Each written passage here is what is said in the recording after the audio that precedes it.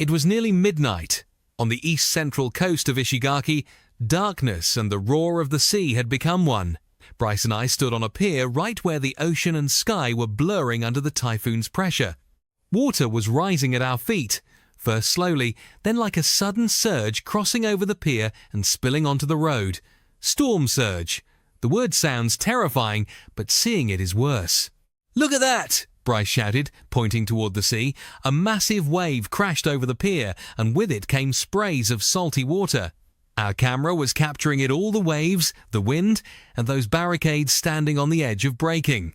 Typhoon Bobby was still far away, but its grip was already on us. Weather reports said it was a Category 2, but intensifying fast. Hot towers were forming at its core like the heartbeat of a monster.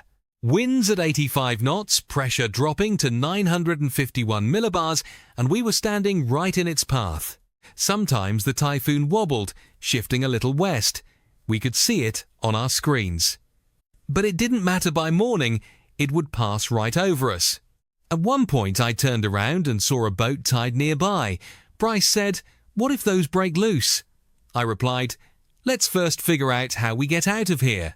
Suddenly, a wave crashed so close that our equipment got soaked. Bryce stumbled but caught himself.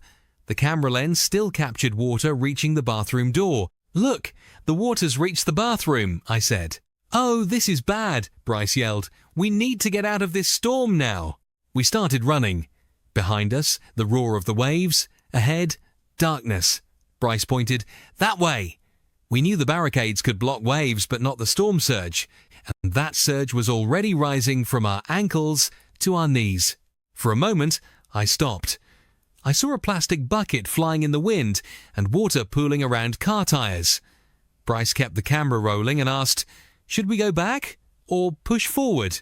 We looked back at the way we came. Water was rising fast. Then the power went out. Everything went dark.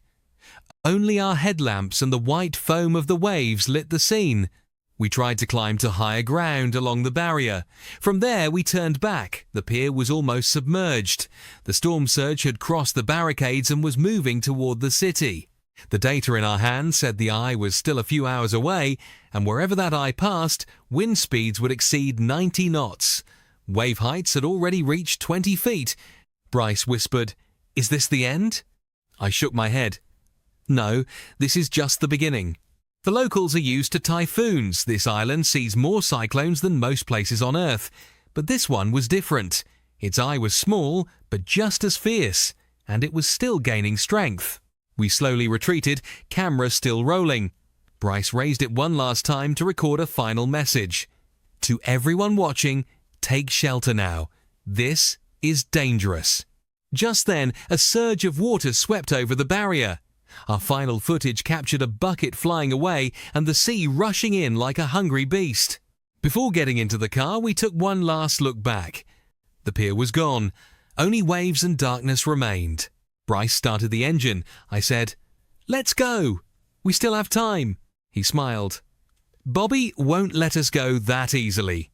We drove forward, leaving behind a city already feeling Typhoon Bobby's first blow.